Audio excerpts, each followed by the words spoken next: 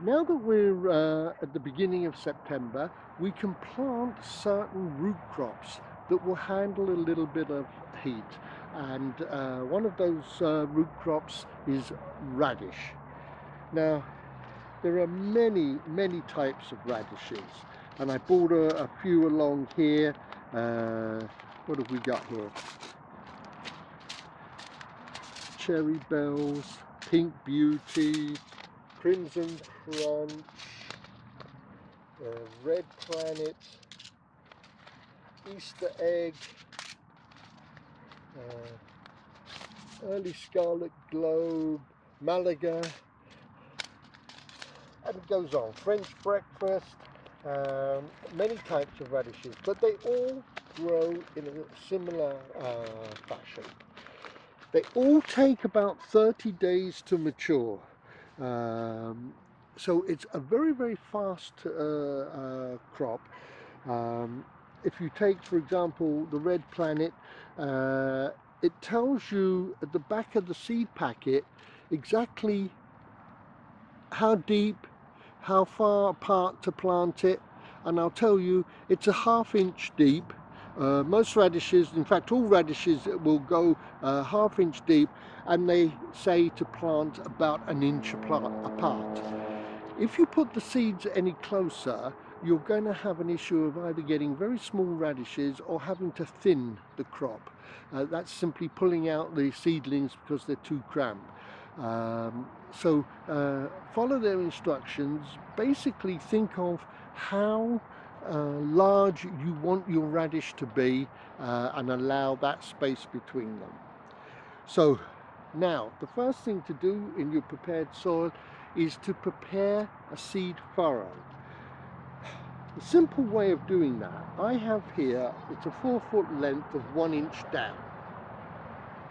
Right?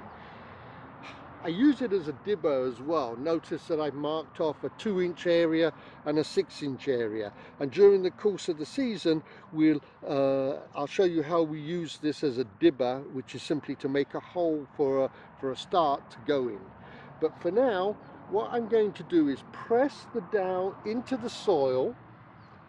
I said it was 1 inch down, so if I go down about half the thickness of the dowel and move it out, I have a hole, a furrow, ½ inch deep, nice and straight, in which to put my seeds. So open the packet. I try to open the packet instead of tearing it, because you don't always use all of the seeds in the packet at one time, so you want to be able to keep it for use later on. And I always put a few seeds in my hand and work from there.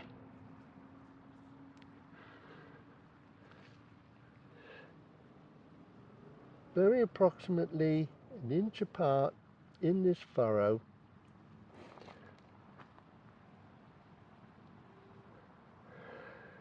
It doesn't matter if one or two get too close, but it's worth taking the extra minute or two now to save yourself work as your crop comes up. Now that I won't leave 3 of them together.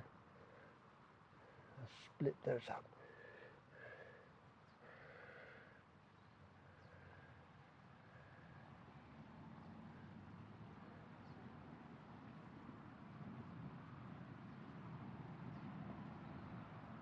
There we go. Then you simply just put the soil over the top of it.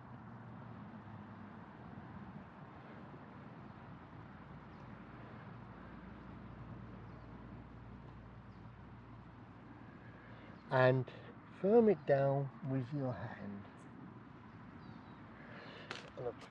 Okay, and then very important is to label it, and I'll put it in here so we can see it from the path.